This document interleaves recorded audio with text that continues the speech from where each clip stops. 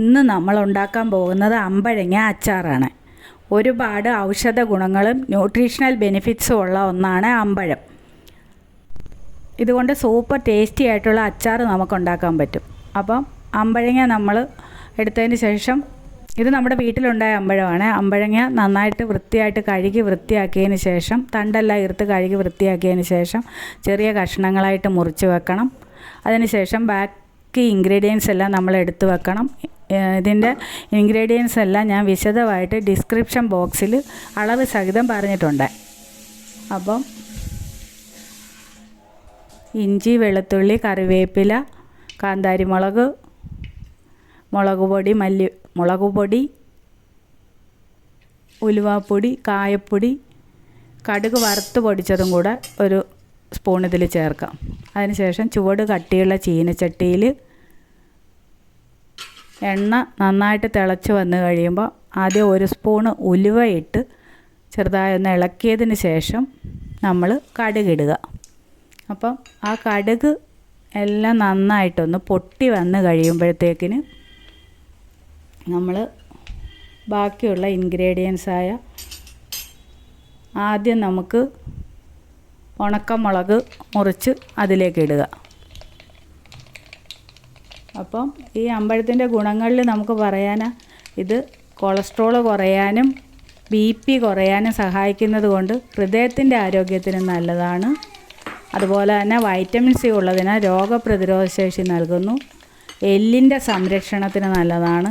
നല്ലൊരു ആൻറ്റി ഓക്സിഡൻ്റാണ്. ചുരുക്കി പറഞ്ഞാൽ അമ്പഴങ്ങയിൽ ഒരുപാട് ഔഷധ ഗുണങ്ങളുണ്ട്. അപ്പോൾ നമുക്ക് തിളച്ച എണ്ണയിലേക്ക് കടുക് പൊട്ടിയിട്ട് അതിലേക്ക് ആദ്യം ഇഞ്ചി ഇടുക. അതിനുശേഷം വെളുത്തുള്ളി ഇടുക. വെളുത്തുള്ളി ഇട്ടതിന് ശേഷം കറിവേപ്പില അതിലേക്ക് ഇടുക. കറിവേപ്പിലയും ഇട്ട് ഒന്ന് ഇളക്കി യോജിപ്പിച്ചതിന് ശേഷം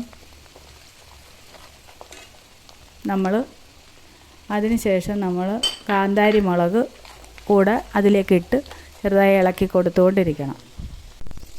അപ്പോൾ കാന്താരി മുളകും ഇട്ടതിന് ശേഷം നമ്മൾ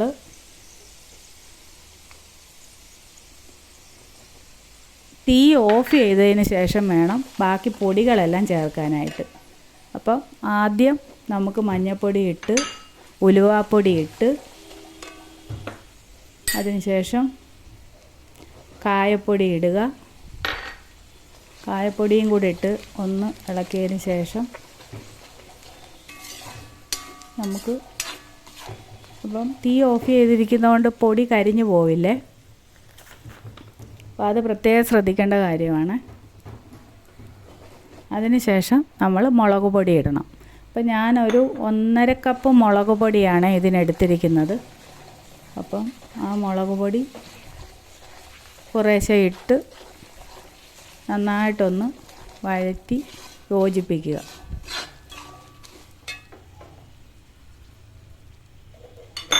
മുളക് പൊടി അത് മുഴുവനും ഇട്ടതിന് ശേഷം ചെറുതായിട്ട് ഇളക്കി യോജിപ്പിച്ചുകൊണ്ടിരിക്കണം. അതിനുശേഷം നമ്മൾ ഉപ്പ് ഒരു 1/2 കപ്പ് ഉപ്പോളം ഞാൻ ചേർത്തിട്ടുണ്ട്. ഉപ്പ് കൂടെ അതിലേക്ക് ഇട്ട് ഒന്ന് ഇളക്കി യോജിപ്പിച്ചതിന് ശേഷം ഞാൻ ഈ അമ്പഴം അധികം പുളിയില്ലാത്ത അമ്പഴം ആയതുകൊണ്ട് 1 കപ്പ് വിനാഗിരി കൂടെ അതിലേക്ക് ചേർക്കുന്നുണ്ട്. ആ വിനാഗിരി കൂടെ വിനാഗിരി ഒഴിച്ച് കഴിയുമ്പോൾ നമ്മൾ തീ കത്തിച്ച് സിമ്മിലിടണം. അതിന് ശേഷം വേണം നമ്മൾ അരിഞ്ഞു വച്ചിരിക്കുന്ന അമ്പഴം അതിലേക്കിട്ട് നന്നായിട്ട് ചെറിയ തീയിലിട്ട് വേണം നന്നായിട്ട് ഇളക്കി അത് എല്ലായിടത്തും നന്നായിട്ട് പിടിക്കുന്നത് വരെ മിക്സ് ചെയ്ത് യോജിപ്പിക്കണം.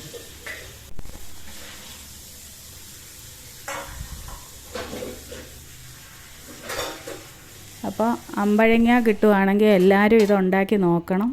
നല്ല സൂപ്പർ ടേസ്റ്റി ആയിട്ടുള്ള അച്ചാറാണ്. അപ്പം അതുപോലെ തന്നെ ഞാൻ